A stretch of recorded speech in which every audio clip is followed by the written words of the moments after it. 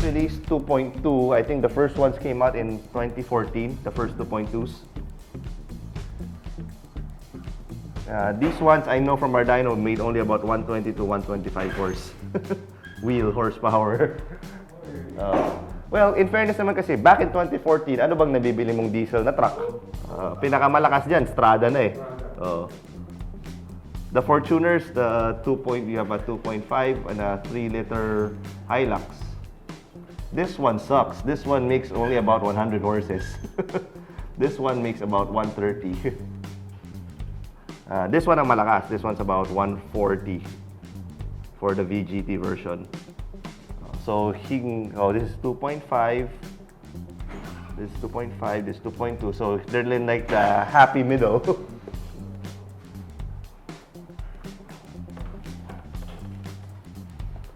What happened in your case was this: when we installed the full exhaust,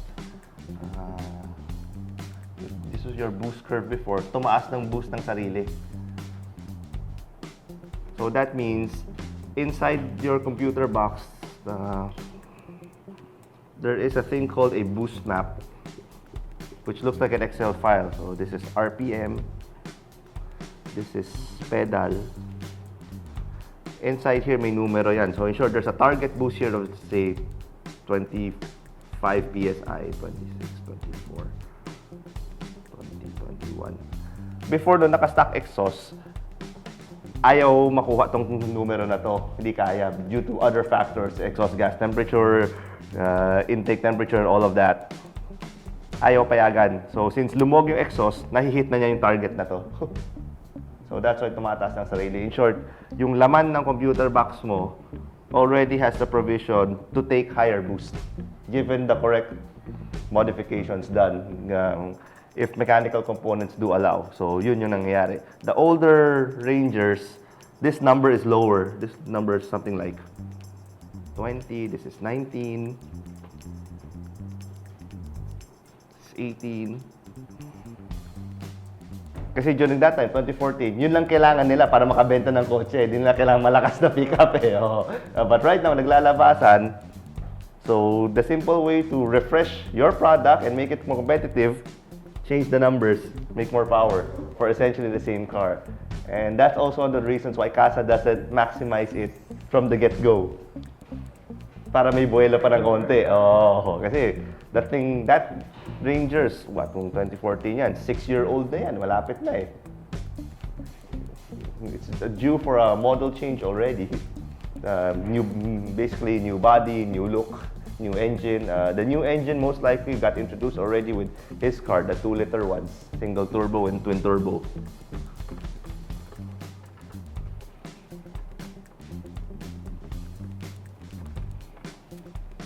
So now the other one is what we have is your air-fuel ratio. 20, 14, 12. This line here is called stoichiometric, which basically says 14 parts air is to 1 part fuel. For gasoline cars, this is very critical, this line. For diesels, not really. All it means that pag lumampas ka sa linya na to, mausok. That's it. Hindi siya tumotope, hindi siya nagde-detonate, none of all those things.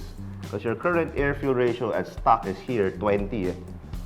Actually, it's even leaner. Our dyno just can't read anything beyond 20, so walang kwenta. Then, nung nag-exhaust, boost went up, fuel went up, so bumaba ng konti. Then we added a little bit more. It added a little bit more fuel here. Diesel engines are pretty simple animals. You need fuel, you need air. You add both, it just keeps going up and up. So what we're gonna do here, we're gonna add fuel to reach about this area, 15, and 15, 16, something like this. Dapat yung air-fuel ratio na yan afterwards para lumakas. So we're adding fuel and we're also adding air. The air, we're increasing the boost. So currently, I think your boost is at around 21 psi. So afterwards, we normally see about 23 psi, maybe 24 psi. It varies from car to car. May kotse na masaya dito, may kotse na hanggang dito lang.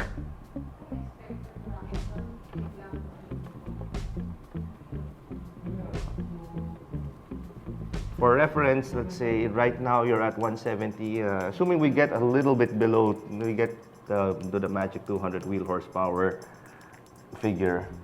For reference, if you are at this or a little under, let's say 190 wheel horsepower, this is the same power as a 3.2, the 3.2 variants. Same power na siya. You're also more powerful than a 2.8 Fortuner. If this is you. You're more powerful than 2.8, 2.4, 2.4 na Montero. Yan, mas malakas ka than all of these cars. Ang patalo sa'yo is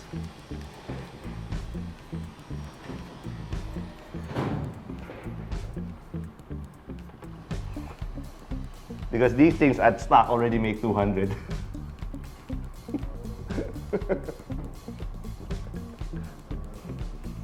So you know who not to mess with in the highway.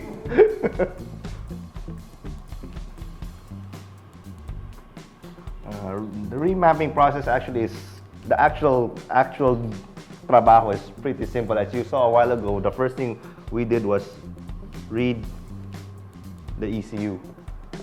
The little box there that we have is basically called a reader-writer. That thing basically acts as a master key to unlock and read pretty much any ECU right now on the market.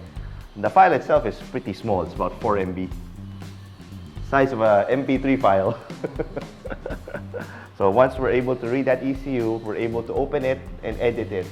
There's a separate software for that one. So this is a reader, writer, and then there is a editor. Once you open up an editor, it looks like a file structure. Ganyan. So there's a folder for fuel, there's a folder for injection, there's a folder for torque, there's a folder for throttle, there's a folder for EGR, which is everybody seems to want to get rid of some unknown reason, and so on and so forth. All of these things are called maps. And all of these things, when you open it up, all of them look like an Excel file. Almost always the x-axis is RPM based. This y-axis is almost always load, which is basically amount of tapak. And inside here, let's say this is a fuel map. So we have here a bunch of numbers. Let's say 100, 120, 130, 150, 160, 170. May stuck na value yan. The actual process of remapping is just us removing that, changing the numbers.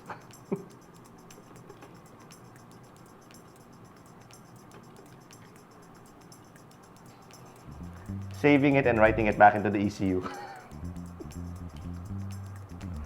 So as you can see, while we were doing the exhaust, we did the baseline, we read it, and in that time, about 2 hours worth, ayun, nakagawa na ng bagong file. It's still the same 4 MB file. It's still the same file structure here. Nothing here has changed except the values inside. So that's why pag nag-remap, walang void sa warranty kasi wala ka talagang pinapalitan. Word of caution pag sa mga you guys with Ford owners, do not have this done.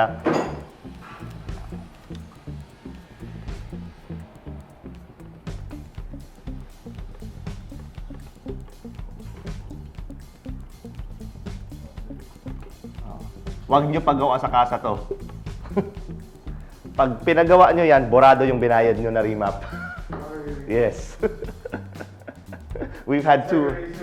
Yeah. What they're doing is actually ganun eh. Software update, the closest analogy is, let's say, OS ng phone. iOS 15.1.3. Nagpa-update ka. New update available. Click mo yes. iOS 15.1.4. Borado yan. So what we're doing is we're giving you an edited version of this one that has more power, but when they replace it with the latest OS, tapon lahat. So don't do it. And here's the part, you tell them specifically not to do it. Kasi part of PMS usually, ginagawa lang nila yan. Kasi, pumunta ka ng ganyan, may new update. They'll just update it automatically and charge you, I think this is 5,000 pesos. They'll do it without telling you. Kasi they're ordered to do it and then may 5,000 yan eh. So basically, you gave Ford 5,000 bucks to erase your power. We've had 2 instances of this happening already. One was a Everest, the other one was a Mini Cooper. Sa Mini Cooper, masakit. Masakit daw eh. 20 daw binayad niya dun eh. Para dun sa software update. So, borado. Bayad ulit siya ng 25 dito para i-reflash ulit. So, just be mindful lang that when you do bring it to the casa for PMS, these 2 things should not be done. Pag tinanong, sir, bakit ayaw niyo pagawa? Basta ayaw ko. Yun. Tapos. You neither confirm nor deny. Baka mag-hang. Sabihin mo, baka mag-hang pag in-update niyo. Huwag gagawin yun.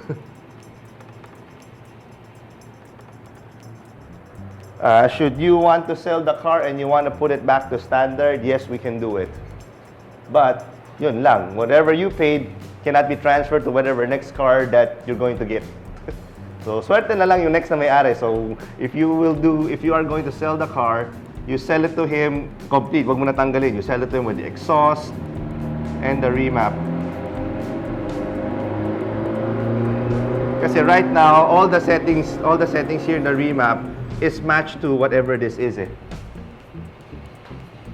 Although sa diesel, it's not very critical. You can actually remove the exhaust and this will still make power. Not a problem. Obviously, not as much power as with the exhaust. Gasoline cars is more maselan. Sometimes, if we remap it with full intake and exhaust, tapos tinanggal mo tong dalawang to, tumotope. So, gasoline cars, yun. Sell it as a package or bring it back to standard.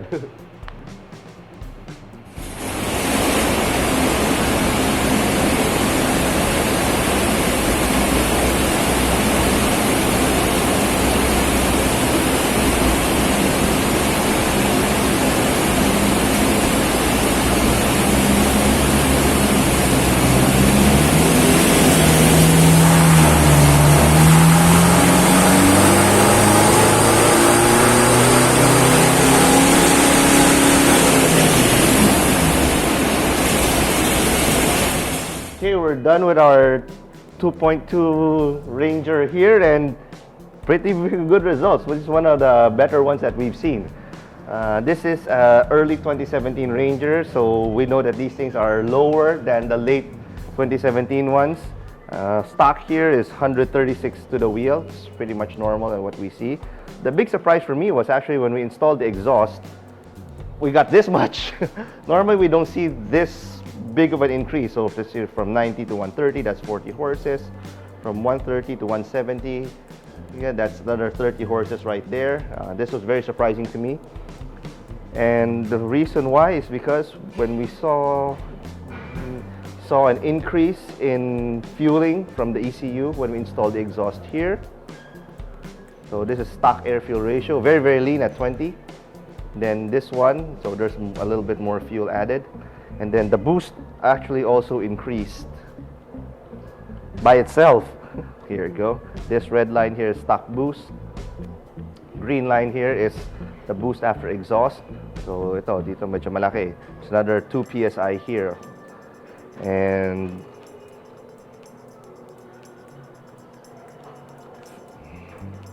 of course, after remapping, 210 horsepower right there.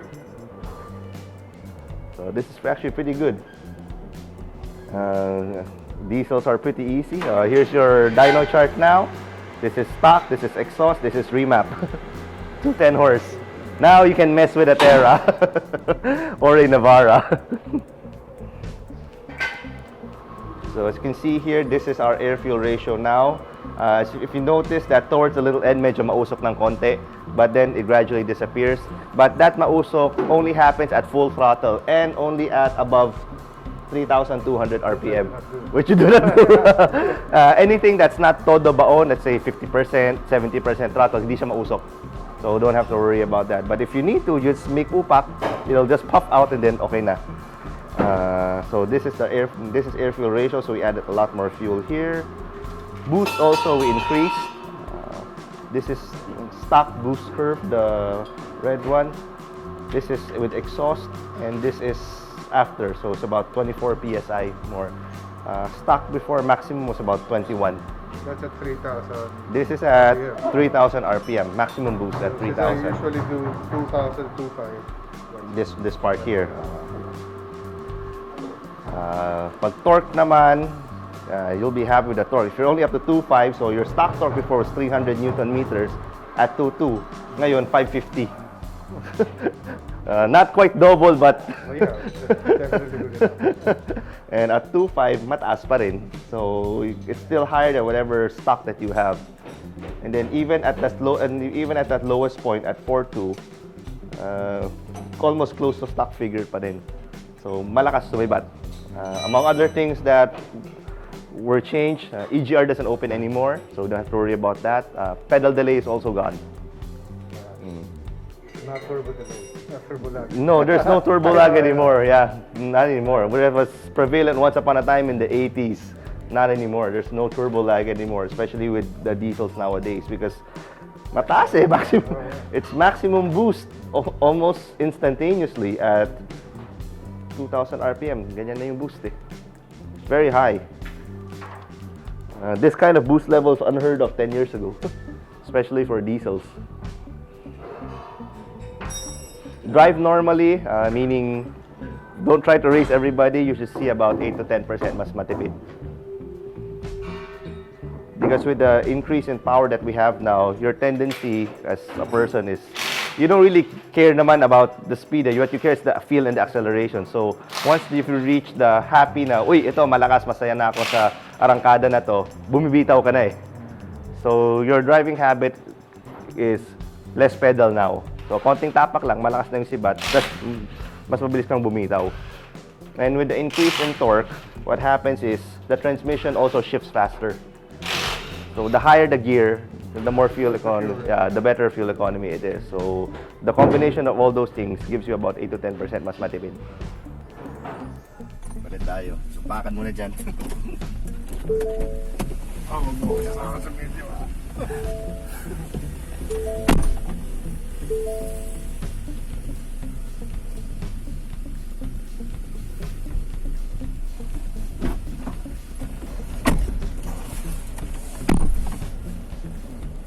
Oh, pala yun. Oh, yeah.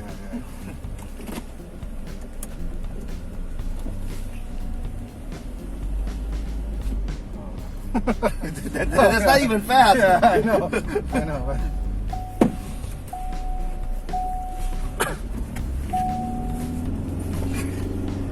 Make a right turn.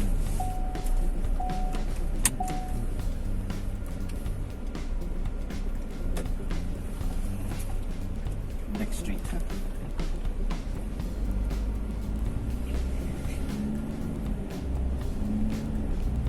This one. No tao here. See, clean.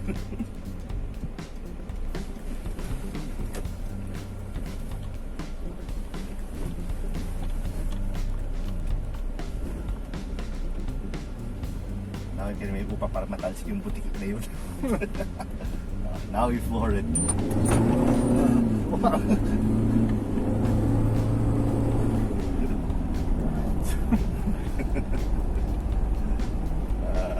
I'm guessing that's not even full. It's not. Okay.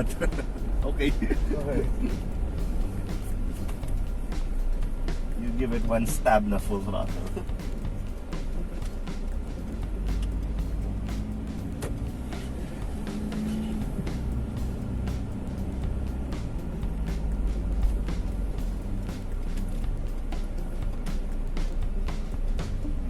Yan.